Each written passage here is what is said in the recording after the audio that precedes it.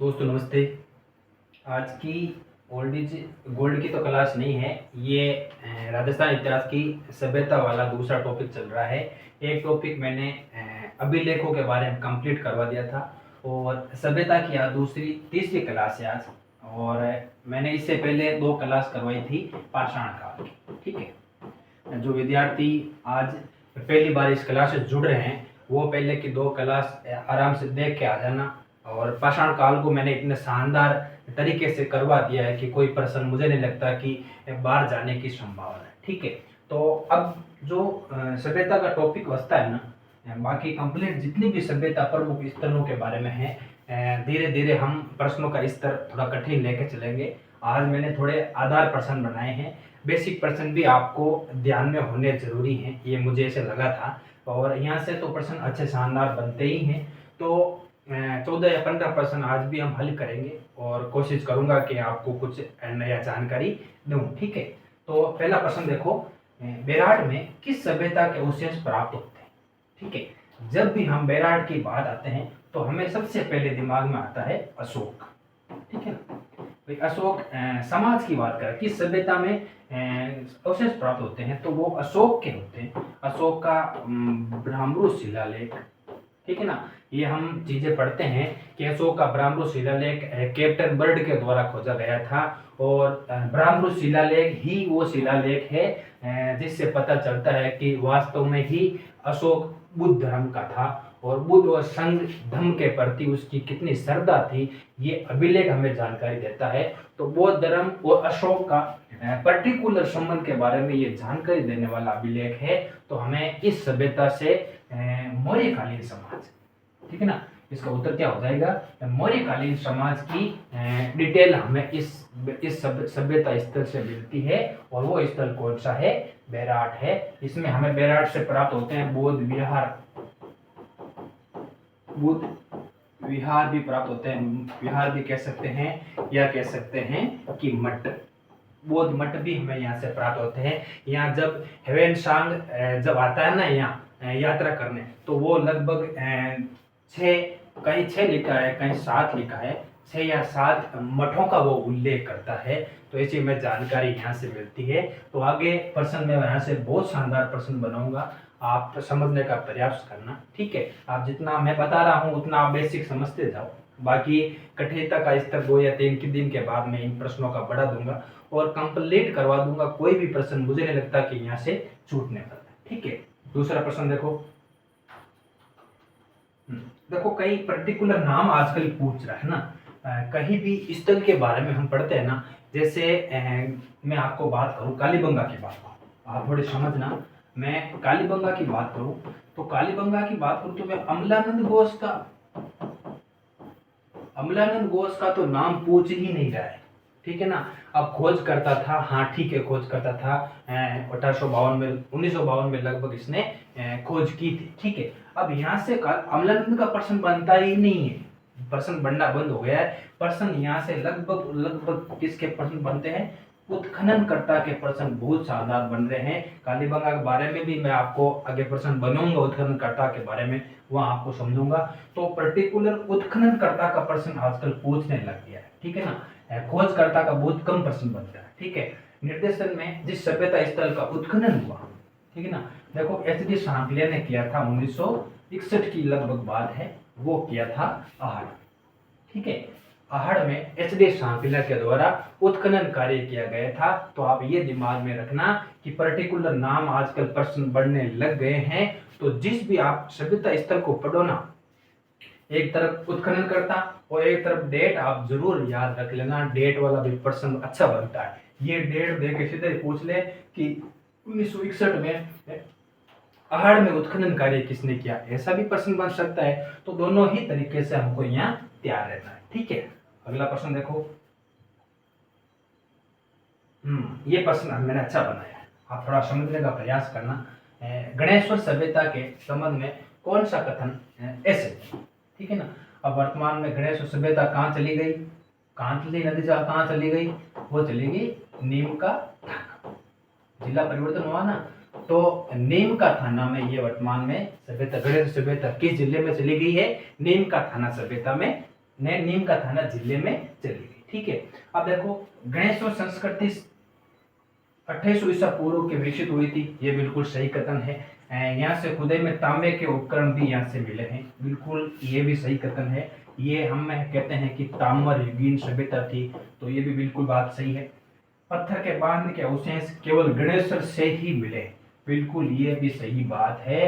गणेश्वर के मुख्य विशेषता थी कि मकानों में और जो नींवें बनाई गई थी, मकान बनाए गए थे, बांध बनाए गए थे, उसमें पत्थरों का प्रयोग हुआ था। तो ये लाइन बहुत इंपॉर्टेंट लाइन है और बहुत बार ये परीक्षा में प्रश्न बन चुका है। यहाँ मकान कच्ची ईंटों से बने थे, ये कथन गलत हो जाएगा, ये कथन सही नहीं है, क्योंकि यहाँ के मकान किसके बने हुए थे?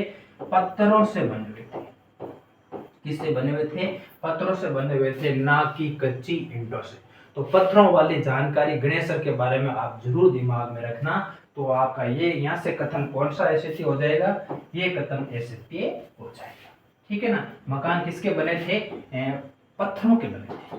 ठीक है, पत्थरों के मकान बने थे और यहाँ से पत्थर के बांध के अवशेष केवल गणेश्वर से ही मिलते हैं। ये भी बहुत महत्वपूर्ण लाइन है, अपनी कॉपी में ये जानकारी जरूर नोट कर लेना। गणेश्वर आगे बहुत सारी नई डिटेल आएगी, मैं आपको वहाँ बताऊंगा। ठीक है, तो ऐसे प्रश्न वर्तमान में बन रहे हैं, ऐसे प्रश्न वर्तमान बन रहे हैं, इसलिए हर प्रकार की स्तर की परीक्षाओं के लिए आप अपने आप को तैयार कीजिए। कोई भी कैसा भी प्रश्न आए, हल करने का आपको तरीका आना चाहिए, और जब तरीका आ जाएगा ना, तो मुझे नहीं लगता कि आपको कोई रोकने वाला है। ठीक है, अगला प्रश्न देखो। अब ये देखो, आहड़ संस्कृति के लोग किस धातु से परिचित नहीं थे?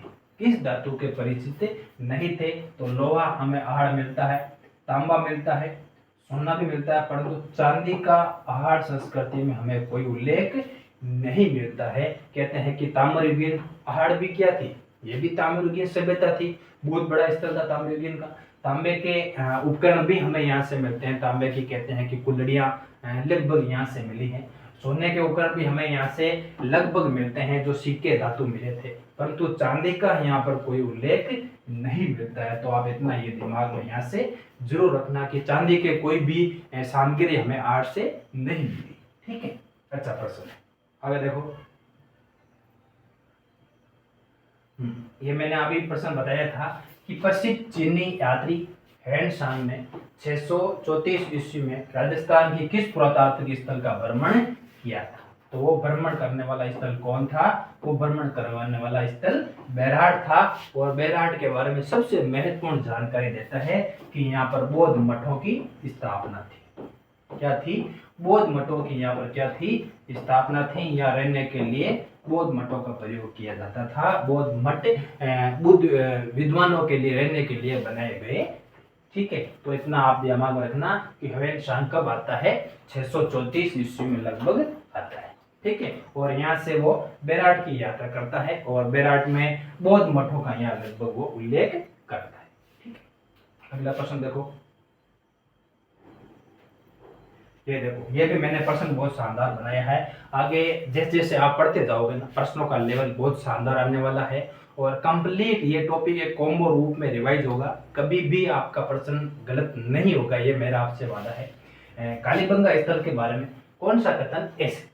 ठीक है, ये नगरी सभ्यता मानी जाती है, नगरी तो मानी जाती है, क्योंकि कालीबंगा किस कालीन है? ये तो आप रखो कि हड़प्पा कालीन। ठीक है, तो हड़प्पा कालीन है, तो हड़प्पा तो कौन सी थी? नगरी सभ्यता थी, ये तो आप लोगों को पता है।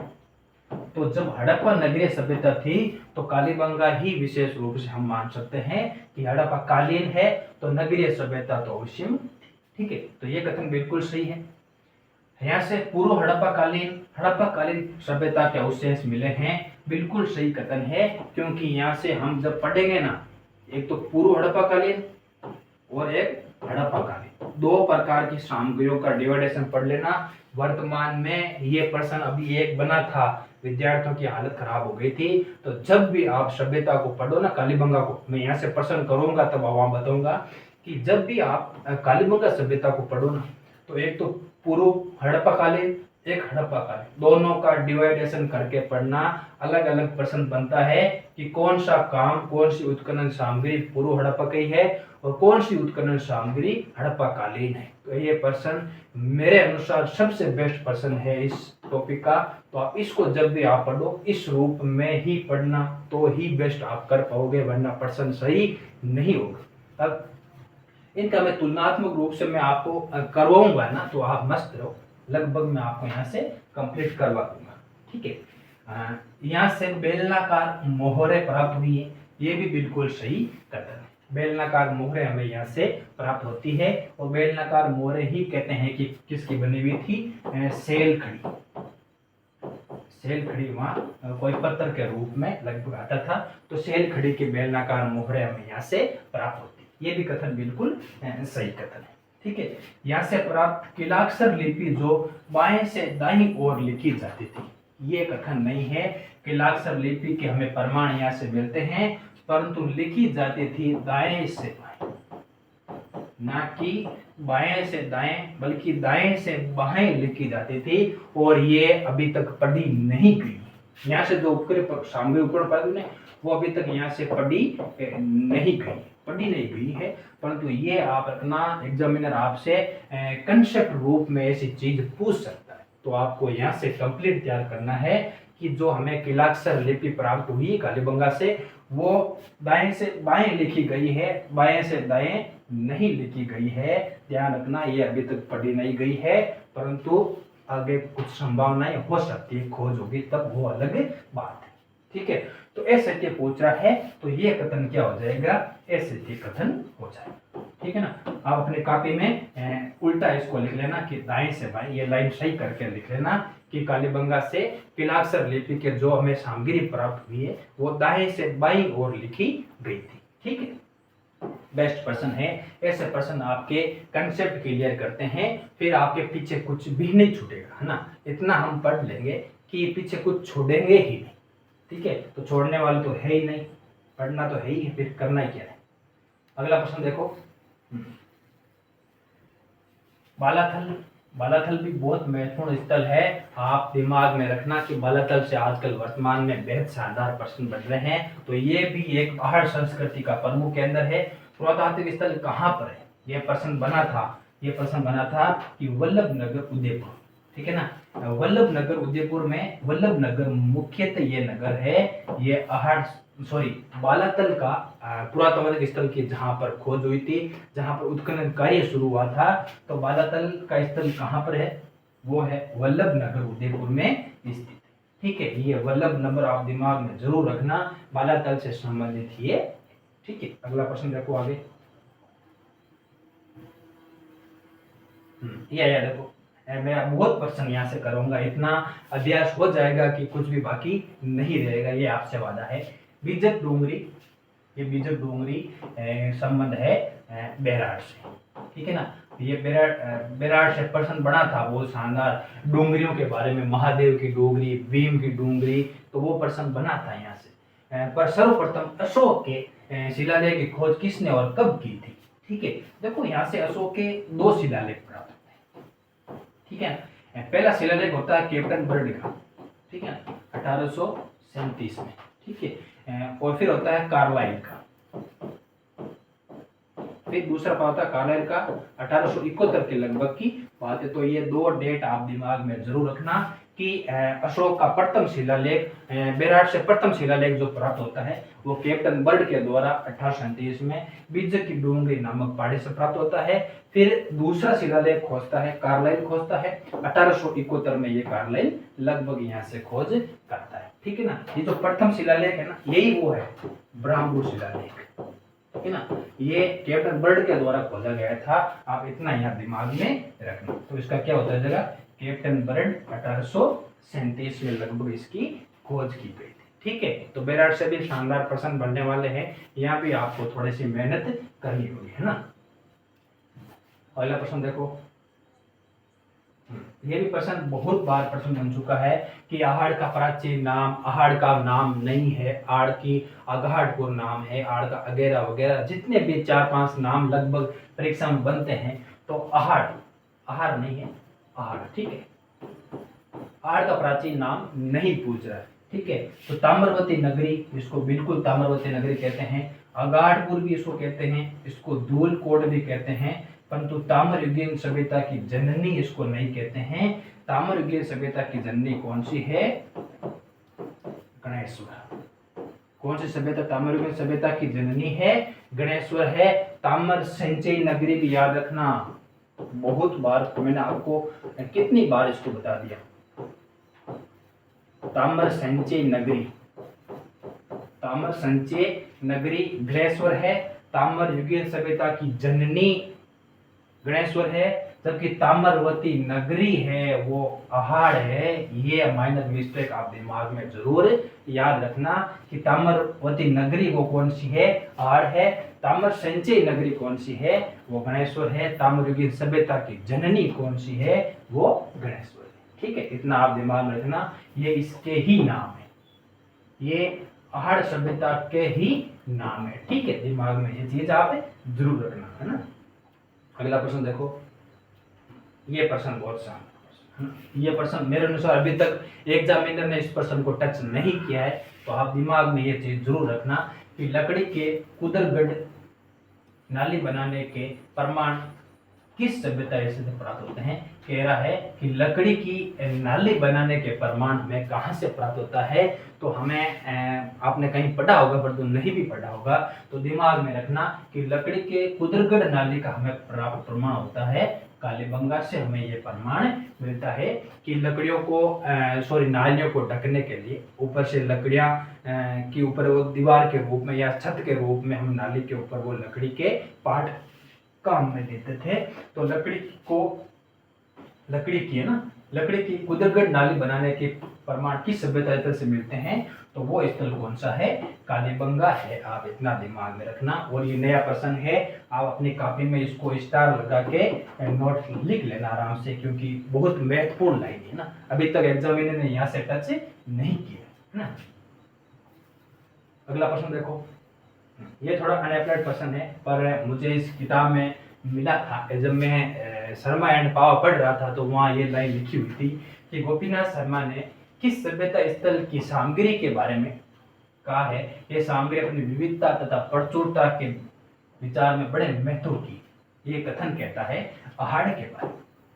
ये गोपीनाथ शर्मा अहाड़ के बारे में यह चीज कहता है।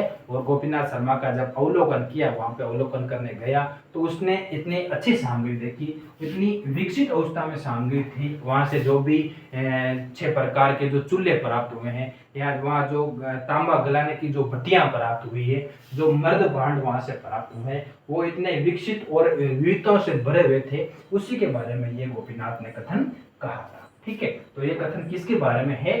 ये आर्य सभ्यता के बारे में इसका कथन है, ठीक है। अच्छा प्रश्न। अगला प्रश्न देखो, ये भी स्टार लगा के आपने काफी में नोट कर लेना, है ना। किस स्थल से योगी मुद्रा में समाधान प्राप्त हुआ है? स्टार लगा के अपने कापी में लिख लेना कि योगी मुद्रा में समाधान कहां से प्राप्त होता है? वो होता है बालाथल से। कहां से प्राप्त होता है? बालाथल स्थल से प्राप्त होता है। मैंने कहा था ना, जैसे जैसे आप प्रश्न आगे जाओगे तो प्रश्नों की विविधता आएगी। प्रश्नों का स्तर वर्तमान में ऐसा ही चल रहा है। तो आज के 3 या 4 प्रश्न बिल्कुल नए प्रश्न होंगे, वो तो आप अपने कॉपी में जरूर ऐड कर लेना।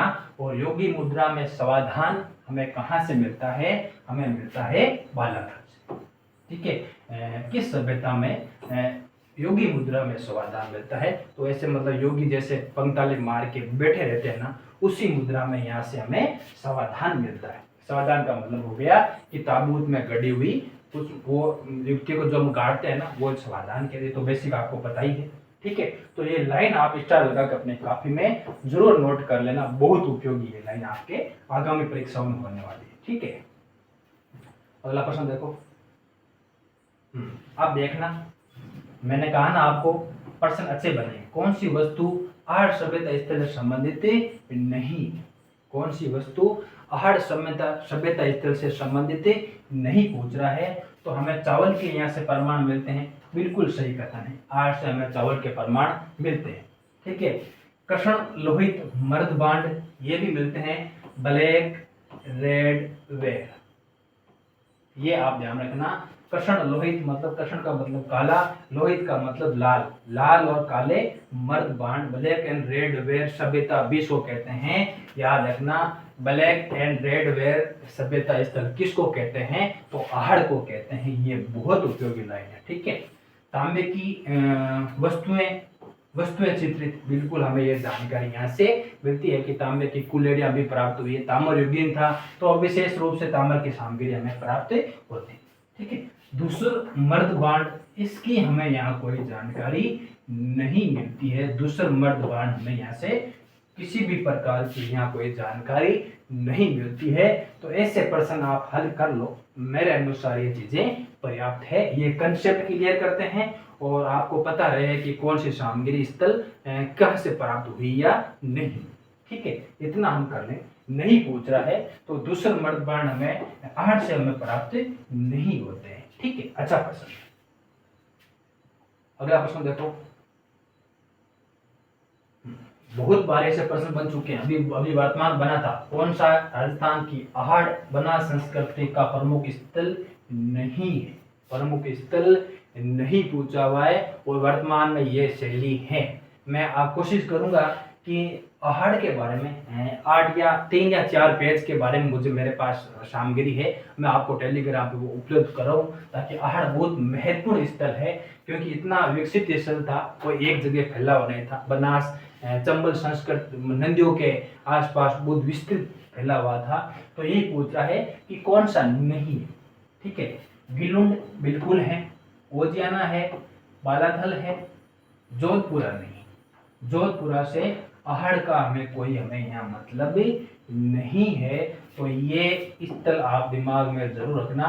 और 3 या 4 स्थल और मैंने पिछली क्लासों में बता दिए हैं, तो 6 या 7 स्थल हैं, तो वो आप दिमाग में जरूर रखना। यहाँ से प्रश्न लगभग अच्छे प्रश्न बनने लगे हैं, ठीक है ना। तो मैं वो आपको आहड़ की मैं आपको पीडीएफ उपलब्ध करा दूंगा ना, आहड़ की पीडीएफ में आपको टेलीग्राम पर उपलब्ध करा दूंगा। और बहुत शानदार जानकारी, बहुत डिटेल में जानकारी दे रखी है, वो आप दिमाग में जरूर याद कर लेना, ठीक है। ये नाम जरूर लिख लेना, ठीक है।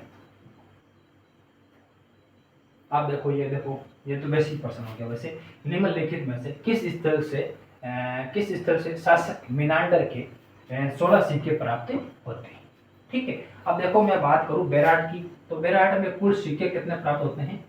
प्राप्त कितने होते हैं? 36। कहते हैं कि सूत के कपड़े में बंधी हुई प्राप्त होती है। और यही प्रश्न अभी सेकेंड ग्रेड में पूछा होता कि सूत में बंधे हुए कपड़े के अवशेष हमें, बुने हुए कपड़े के अवशेष हमें कहाँ से प्राप्त होता है? तो उसमें बालाथल भी था और बेरहाट भी था।